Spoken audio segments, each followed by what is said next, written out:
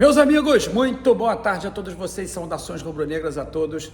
Muito obrigado a você aí, companheiro rubro-negro e anti-rubro-negro, que vai participar comigo desse debate importante, porque eu sei que você está muito ansioso, você sabe que o Flamengo está se reapresentando agora, são 3 horas da tarde, eu acho que deva ter uma entrevista coletiva, inclusive, mas no final do dia nós vamos saber, reapresentação, exames médicos, dia 8 de janeiro, se inicia então a temporada do ano de 2024 com uma janela que aproveitou-se apenas para saídas, salvo o De La Cruz, que inclusive chega amanhã na hora do almoço aqui no Brasil, não se apresentou hoje, vai se apresentar amanhã. Jogadores se reapresentando com um elenco esvaziado em função das saídas. Fernando tem que sair, o Rodrigo Caio mesmo tem que sair, o Felipe Luiz, o Everton Ribeiro também tinha que sair, eu ouço muito isso, só saída. Quero te falar uma coisa sobre o meu conceito de reformulação, citado por mim várias vezes e ontem frisado na live da madrugada, que acabou quase 3 horas da manhã. Eu iniciei a live lá na Twitch, foi bem legal, se inscreva aí na Twitch, Fernando Gil RN, você está perdendo, a live de ontem foi bem legal. Então eu disse o seguinte sobre reformulação, citando um exemplo de um guarda-roupa, isso mesmo, mas não é para sair do armário não, viu? Não é nada disso, não é um convite para você sair do armário, não é essa história não, é o seguinte, você ouve muito o termo, vou reformular o meu guarda-roupa. Formulação, o que é? É você tirar as peças que você não quer e aí você repô-las, não é? Porque senão você vai ficar sem roupa. A verdade é essa, eu frisei isso, citei esse exemplo, já tinha falado do exemplo do sofá, senão você vai ficar sem roupa. Então é o seguinte, até agora só saída e muita especulação de jogador. Você sabe que essa história do Léo Ortiz subiu ali no telhado, você sabe que o Flamengo liberou o Felipe Luiz e o Vinha também subiu no telhado, tá lá no alto, são contratações difíceis, e aí tem a opção do Juninho Capixaba, dava até para trazer, mas pagar 35 milhões para poder saciar os olhos grandes do Red Bull Bragantino é demais, assim como pagar também 65 milhões pelo Léo Ortiz. A minha filha, inclusive, no nosso Instagram, @FlamíliaGil, são dois, @FernandoGilGil e o @FlamíliaGil. Se inscreva nesse Família Gil aí, porque você deve estar inscrito no primeiro, senão você se inscreva nos dois, porque você vai gostar. Então a minha filha hoje de manhã, inclusive, postou ali sobre a incredulidade dela acerca do valor que o Bragantino está pedindo pelo Léo Ortiz. Aí você vai dizer assim para mim, Gil, mas olha, com o Flamengo é assim mesmo. Com o Flamengo e os outros clubes também, porque hoje de manhã eu estava assistindo a ESPN e teve uma entrevista ali do presidente do Curica que está liso. O presidente do Curica fechou um patrocínio ali com uma empresa de jogos, acho que com a Blazer, se eu não estou enganado, fechou ali o patrocínio e tem 10 milhões por mês, mas não dá para fazer essas estripulias todas que o presidente do Curica diz que vai fazer. E aí o que acontece é o seguinte, fica atravessando o negócio, não tem dinheiro. Contrataram agora o Gustavo Henrique, vão se dar mal. O Gustavo Henrique é um entregador de paçoca tremendo.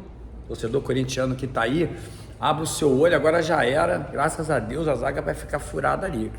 Gustavo Henrique é jogador lento pra caramba, não consegue voltar, o time não consegue jogar com linha alta, tem que jogar com linha baixa porque o companheiro é lento, e é lento de pensamento e lento também de velocidade. Então as lentidões do Gustavo Henrique se aplicam a essas duas valências.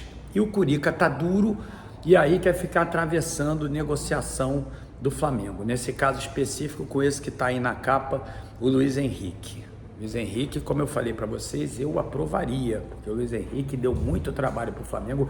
Ele provou que é um jogador que vai incomodar muito a defesa adversária, que é um jogador, inclusive, que não amarela, não esmorece, um jogador que o Flamengo poderia até ter comprado, mas o Fluminense não teria vendido nunca para nós.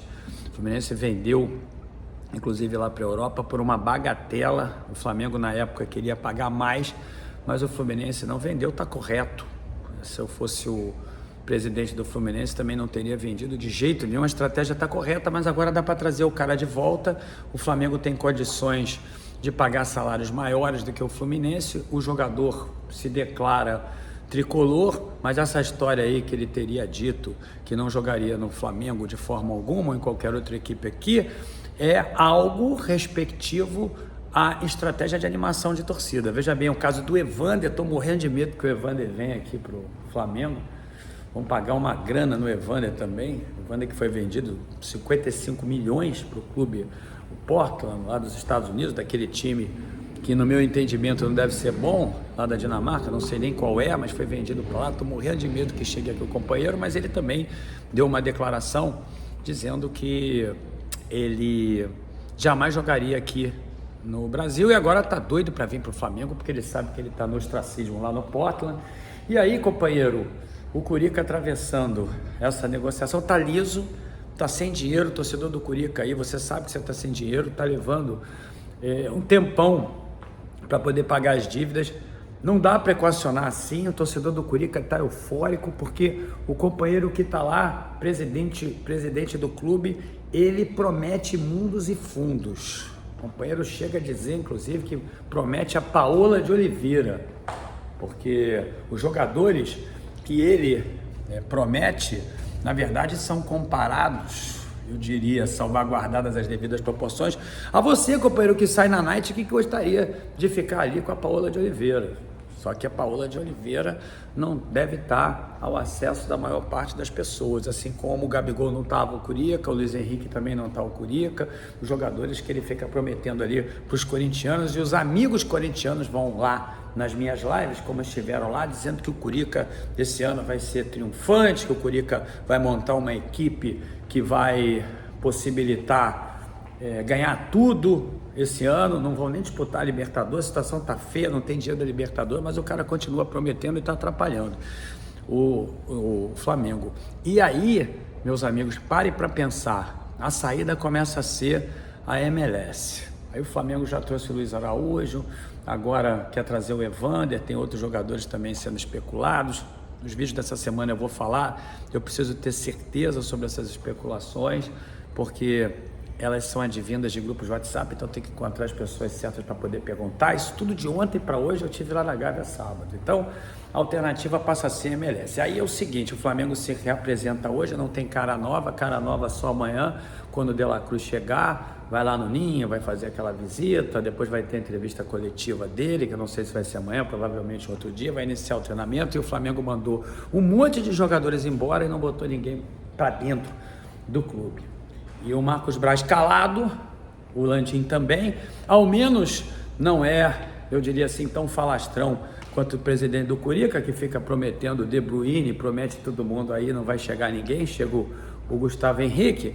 Torcedor corintiano, não fica chateado comigo não, mas é uma verdade, depois você vai me dar razão, porque o Curica não tem dinheiro e agora está atravessando a vida do Flamengo com o Luiz Henrique, que é um jogador, meus amigos, que de acordo com as ideias que o Tite tem de jogo, principalmente porque gosta de jogar ali pelos lados de campo, às vezes com aproximação, às vezes de forma aguda, isolada, também no 4-3-3, que eu não gosto, o Luiz Henrique seria muito importante. Aí teria ali o Cebolinha e o Luiz Henrique, porque o Luiz Araújo realmente é um jogador que, no meu entendimento, e muitos dizem lá na Gávea, para a avaliação do Tite, não é aquele que ele gostaria de ter.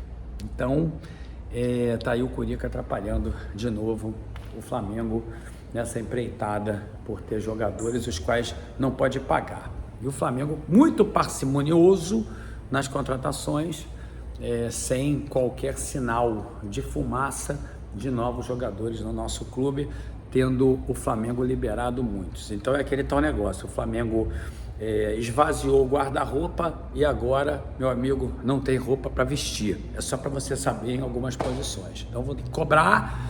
Márcio Braga hoje pela manhã deu uma declaração falando do amadorismo, do esporte amador. Ele tem razão sobre isso, ele não critica os processos de gestão do Flamengo, mas critica a área de futebol, porque realmente é muito amadorismo. E ele hoje de manhã falou o seguinte: olha, já que o Landim não quer profissionalizar o departamento de futebol, já que o Landim não quer demitir, em outras palavras, não quer demitir o Marcos Braz e todo mundo que está ali, então o Flamengo vai depender da sua torcida esse ano para poder ganhar as competições, então a força da voz da torcida do Flamengo seria decisiva.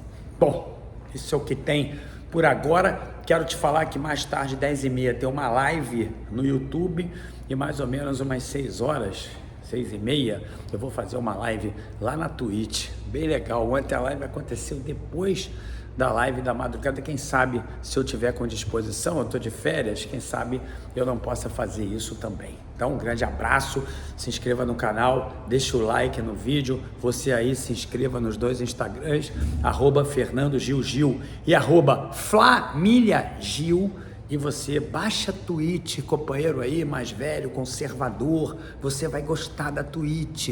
Baixa a Twitch aí no teu celular e se inscreva lá, Fernando Gil RN.